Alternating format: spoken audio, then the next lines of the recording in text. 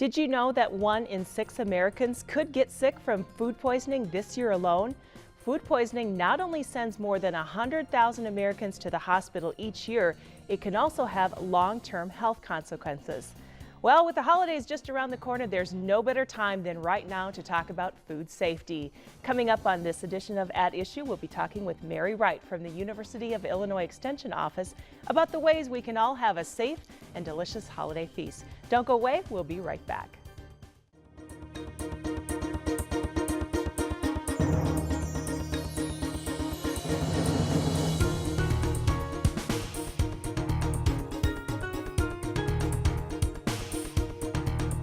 Thank you for joining us for At Issue this week. I'm your host, Lori Casey. Well, as we all know, we're planning our holiday feasts, and we thought, let's talk about food safety and kitchen safety, and who better than Mary Wright from the U of I Extension Office, serving which counties, by the way? Clark, Crawford, and Edgar. So you get around. Yes, I do. I spend a lot of time in the car. And so you actually, this is your area of expertise, correct? Yes, we do food safety and then general nutrition and wellness topics. Okay. So at this time of year, what kinds of questions are you fielding from the public? Have they started yet? They haven't started yet, but they will. Uh-huh. We'll get the phone call from someone who forgot to put the turkey from the freezer into the refrigerator, and they'll be panicked because it takes around 24 hours for every 5 pounds of turkey to adequately thaw. So what we tell them is that, okay, you're all right. You can put that turkey in a container with cold water, change your water every 30 minutes, and you're going to do about 30 minutes per pound, changing that water regularly, and you can get the turkey thawed out enough so that you can then put it in the oven and cook it. Okay, well, we'll get more into the Thanksgiving, Christmas feast thing, but let's talk about common food-related illnesses. What do they get when they eat something and about a half hour later they're not feeling so good? What's going on? Well, if your symptoms exhibit themselves within 30 minutes, it's probably Staphylococcus aureus, very common bacteria. It's on our skin. Usually you've acquired staph through a food handler who's touched their face. We say it's the teenager in the fast food serving line. Not always, but then when that bacteria gets into your system, within 30 minutes, you're going to be feeling pretty rotten. And is that what people can get, like if you have your turkey on the counter or on a cutting board and then you cut raw vegetables and you don't cook them? Is that what that bacteria is?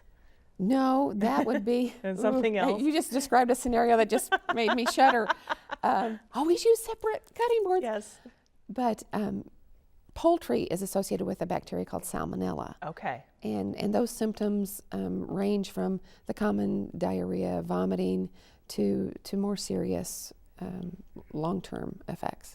So if you get that staph bacteria infection, food-related illness, how long does that usually take for your system to work through that and get over that? You're going to be over that within 24 hours. Okay.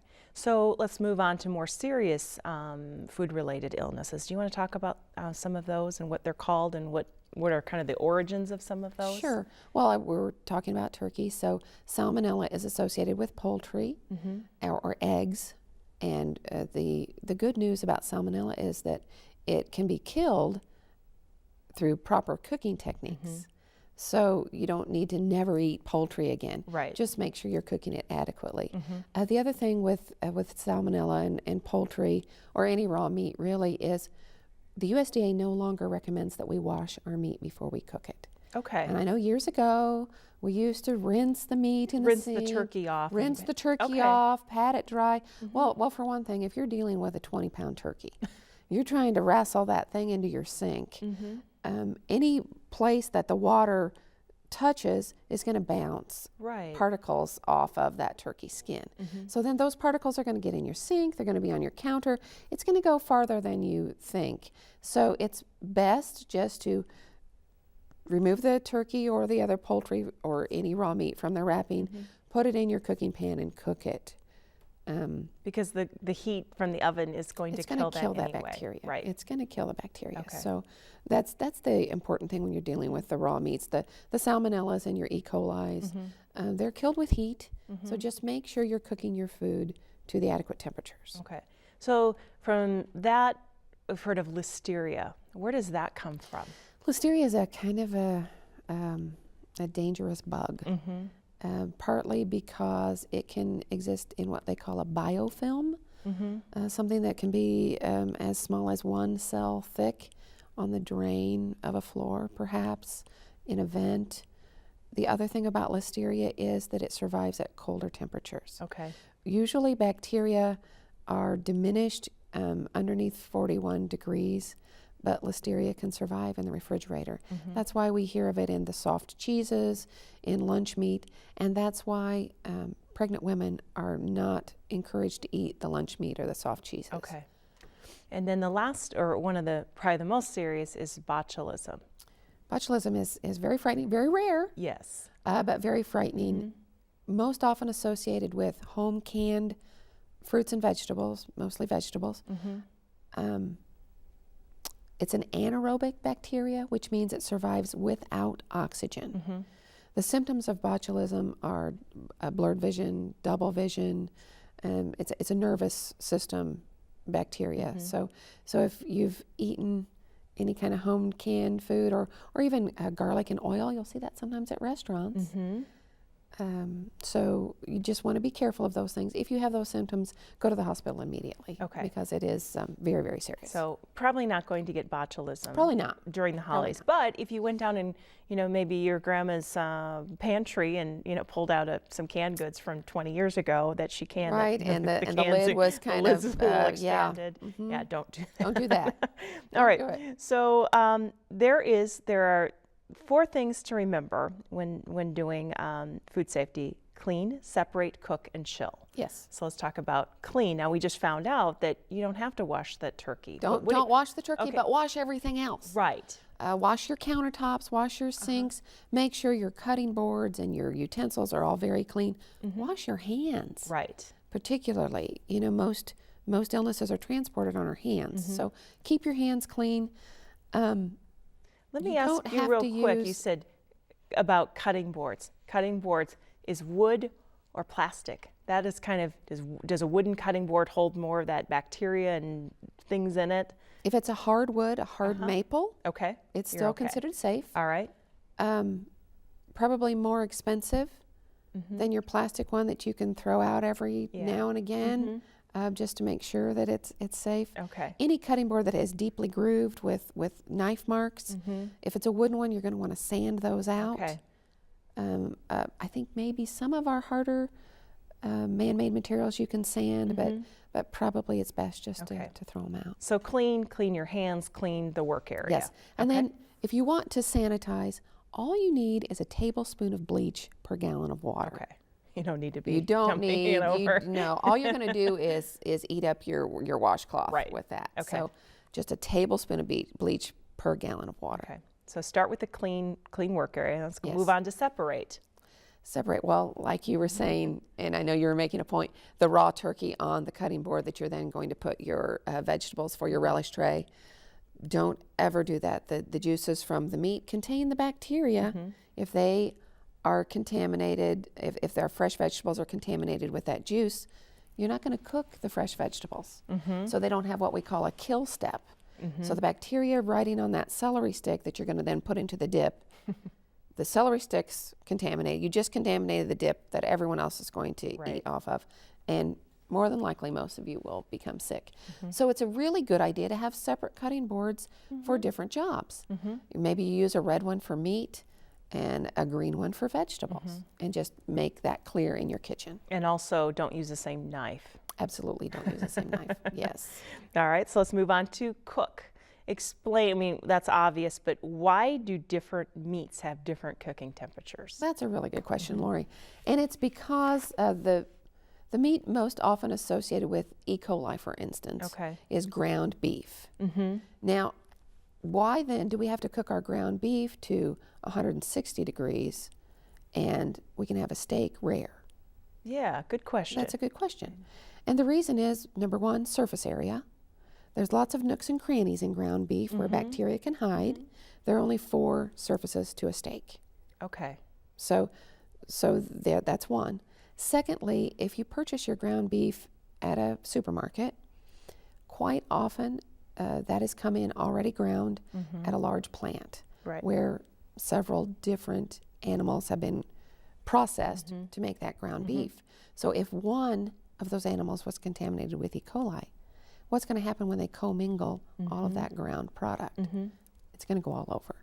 So those are the 2 reasons. The nooks and crannies, and then the commingling of different sources of bacteria. Okay, so why is it that you can serve a steak more rare and pink? And I'm always fearful of, if I'm making a pork chop or chicken or turkey, that better be done. Well, it's interesting because they just changed, within the last 6 months, they changed the safe temperature for pork. Yes, it doesn't have to be. And pork was always cooked to 160 degrees. And that's because of trichinosis, or the trichina worm that was present in some of our pork products. Okay. They did studies and kept historical records. That had been years since there had been a case of trichinosis. So now they've lowered fresh pork to the 140 degrees that beef cuts can have as a safe temperature. Okay. So the last one is chill. Yes. Talk about storing food. Right. So say the meal's done and maybe some of the stuff is still hot. Can you just put it in a container and throw it in the refrigerator, or should it cool first? How do you? And that's always a question. And to even go a little further, I like to back up, because in a food safety class, I'm always asked the question, well, my grandmother, after Sunday dinner, would throw the dish towel over all the dishes, and we would go back and eat that same food for supper. And yes, you did, and maybe no one got sick. But things are different from Grandma's time. Grandma probably had her chickens in the backyard, so they hadn't been exposed to the bacteria that our commercially raised chickens have been exposed to. Grandma and all the folks who were eating her Sunday dinner, immune systems might have been a little different than ours. So it was maybe okay then, it's certainly not okay now. Right. We have a 2-hour window to get food into the refrigerator. So if everybody wants to watch that ball game on Thanksgiving, why don't we separate all the food, put it in the refrigerator, and leave the dishes till halftime? Don't let all the food sit out till halftime. Bacteria doubles itself every 30 minutes. It grows fast. It grows fast. So you want to stop that growth. And we do that best by chilling it. So you want to put foods in shallow containers, really no deeper than the width of your hand. They say 4 inches, and that way the air can circulate it around. You can put hot food into your refrigerator. If you're putting a tremendous amount of hot food in your refrigerator, you might want to let it cool maybe. Yeah, because it's going to increase the temperature. Exactly. Make your refrigerator work too hard. Yeah. So use your judgment on that, but get that food in the refrigerator within that 2-hour window. Okay. Are there some foods that tend to become more bacteria-ridden faster than others? There are, but that list keeps growing, Lori. For years, it was protein foods, dairy foods, and now we're seeing it in, we've had several scares. The cantaloupe, strawberries, sprouts, spinach. Our list just continues to grow. And so I think what we need to be aware of is safe practices for all foods. Right. Not the ones that we historically thought were dangerous. Yes, of course, pay attention to those, but now everything. Our foods come from far away now. We're a global economy. We have foods coming in, traveling for many, many miles, and that gives bacteria a chance to grow. Yeah. I mean, it used to be the danger one I would think of was like potato salad, because it had right. mayo Right. and eggs in Yes, it, and that was yes. something you didn't want to sit down on the picnic table Exactly. for 4 hours and let Right. it. Yeah. And you still want to be careful of things like that. Right. Particularly foods that have been handled a lot, like potato salad, the many ingredient foods. But everything, even the bag of spinach that you can buy from the grocery store. So as far as chill and foods in the refrigerator, what's a safe time period for those leftovers? When does it become, after a certain point, it might not be a good idea to be eating that turkey. Well, I think the window is 3 to 5 days. Okay. That's the USDA recommendation. Okay. Could you stretch that out a little bit? Probably. The other thing that you want to remember is how many times has that food been in and out of the refrigerator? How many times has it had a chance to reach room temperature before you put it back into the refrigerator? So that's something you want to pay attention to. So when that's happening, is the little bacteria starting to grow every time? It's waking up. It's waking up. Yes, oh, it is. Oh, I got a chance to start growing. Exactly. Exactly. So you've got clean, separate, cook, chill. So follow those. The other one, and we chatted about this, is kitchen safety. Let's talk about the scenario that a lot of people are in, at Thanksgiving and Christmas, and how that relates to kitchen safety. Well, Lori, that's a good question, and it's a valid worry. Many of us no longer cook on a regular basis. We live busy lives, Right. But yet at Thanksgiving we think we should be able to do everything Grandma did. And so we're tired, we're stressed, we're in a hurry, we're trying to do multiple tasks at once, and we just need to be mindful in the kitchen, because really your kitchen is the most dangerous room in your house. You want to be careful. You want to make sure your pan handles are turned inward. You want to watch the floor, wipe up those spills. If you're using a pot handle Pot holder. you want to make sure that's not wet. Water is a conductor. I've made And that if you use mistake a wet pot holder or hot pad, you're going to transfer that heat to your hand. Also steam. You're making potatoes, noodles. When you're dealing with steam, pour it away from you. A steam burn is much worse than a direct contact burn. Also, you've got the great big turkey in the oven, and you want to look at it. Yeah. Don't open the door and stick your head right down into it. Open the door, turn your head to the side, then look in, and you won't get that blast of steam in your face. Knives are another thing. Yes. I just cut myself the other evening because I had a knife in my sink. Don't do that. When you wash a knife, pick it up off the counter, wash it, rinse it, set it aside. When you reach your hand into soapy water, you can't see that knife, and you could end up injured. And would you say that a dull knife is actually more dangerous than a sharp knife? Absolutely. Absolutely. Keep your knives sharp. Pay attention to what you're doing. Use a cutting board. Make sure your cutting board is on a flat surface.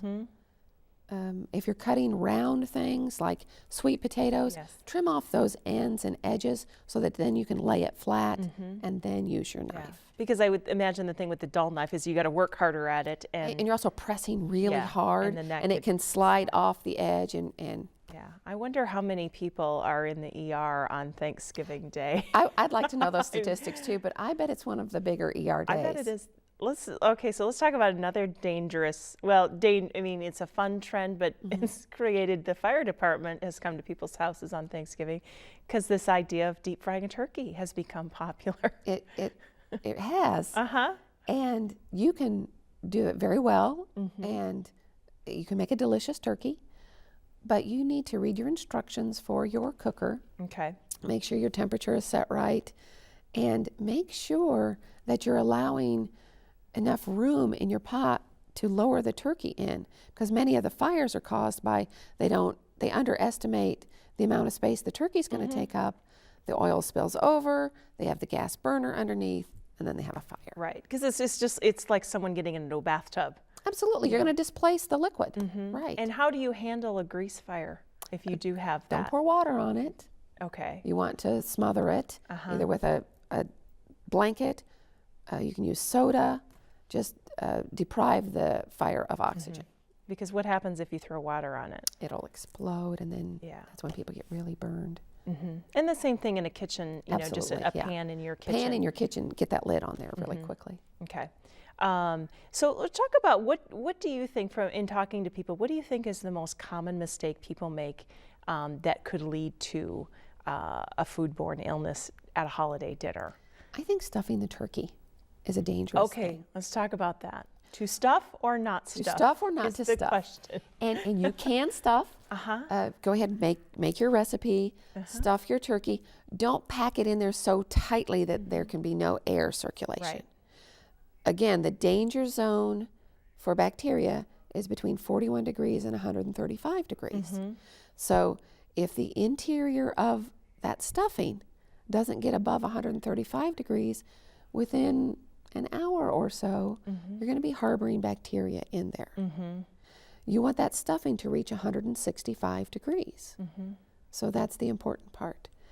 Many people will say, oh, but it doesn't taste the same if you cook it in a pan.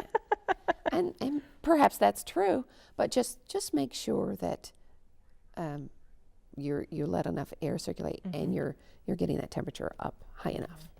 Okay. Number one, do you think food safety myth that's out there that you could dispel? Food safety myth, that it's okay to cook your turkey overnight at 200 degrees. I've never heard that before. Yes, in fact, it was, it's circulated around, I don't know, Facebook or YouTube last year, and it was actually a famous person who was giving her family's recipe, and that was to put the turkey in when you went to bed, 200 degrees, and it cooked all night and was delicious. And the problem with that is your turkey stays in the danger zone for a really long time. Much too long then. And what would be the benefit of cooking it slow for that long? I don't know whether they were trying to say that it's more moist. You don't have to get up early and put the turkey in. It's already cooking for you. The other thing is people putting a turkey in a paper bag and then Sounds putting like it a fire in the hazard oven. to It's me. a complete fire hazard. Yes.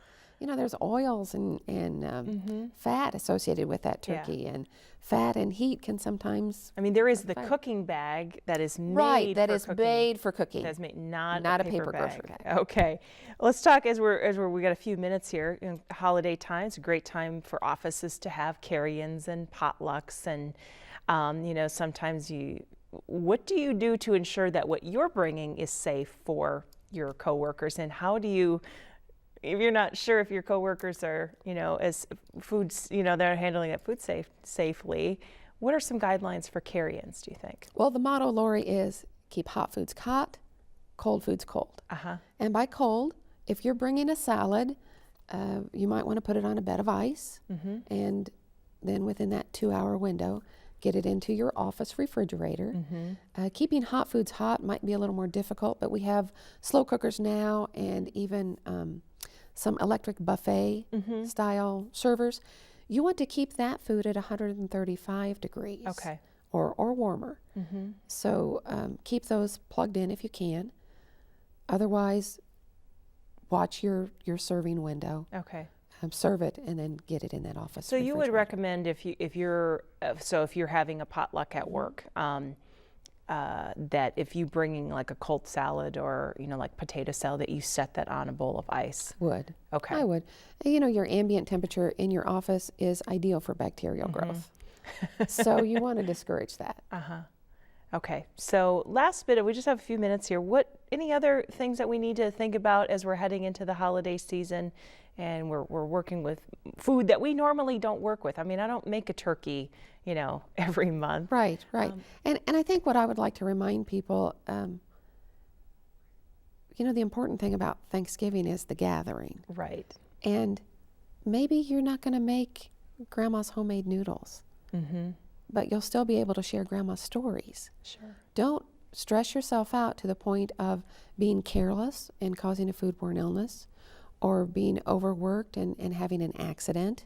So just relax. It's okay to serve the bought noodles as long as you get those leftovers in the refrigerator within 2 hours. So key words here today: clean, separate, cook, and chill. Absolutely. And enjoy. That's the most important thing. And create new memories. Absolutely. Well, Mary, thank you so much for coming over. It was great to meet you, and great advice. Well, thank you so much, Lori. It was a pleasure to be here. Thank you. And thank you for watching At Issue. If you have questions or comments about our show, you can always send us an email to weiu@weiu.net. And don't forget, you can check out all of our At Issue programs on our YouTube channel. That's youtube.com/WEIU TV. For At Issue, I'm Lori Casey. Thanks for watching, and we'll see you next time.